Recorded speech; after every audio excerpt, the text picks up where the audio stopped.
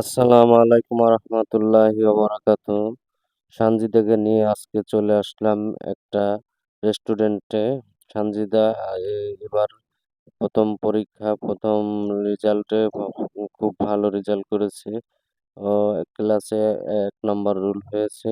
যার কারণে ওকে আজকে খাওয়ানোর জন্য নিয়ে আসলাম একটা রেস্টুরেন্টে। রেস্টুরেন্টের নামটা আমি বলতে চাচ্ছি না, যেহেতু খাবারটা বেশি একটা ভালো হয় নাই।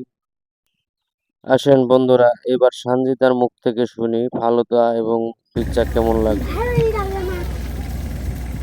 মজা তো। আমার মেয়ের কাছে পিৎজাটা ভালো লাগে নাই, দেখেন কি বলে। পিৎজাটা আসলেও বেশি একটা ভালো না।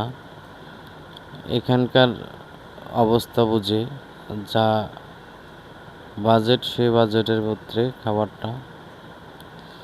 দেখেন, ফালুদা খাবে পাইপ দিয়ে। পাইপ দিয়ে কোনো সময় ফালুদা খাওয়া যায়? ফালুদা খাইতে হয় চামচ দিয়ে। অবশেষে পিৎজা আমাকেও খেতে হলো। শেষ পর্যন্ত যা ছিল আমি খেয়ে শেষ করলাম, কারণ এই পিৎজা বেশি একটা ভালো লাগে নাই।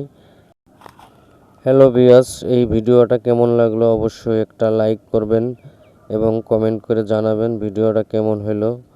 আর চ্যানেলটা সাবস্ক্রাইব করে দেবেন এবং ফলো বাটন প্রেস করে দেবেন। আল্লাহ হাফেজ, পরবর্তী ভিডিওতে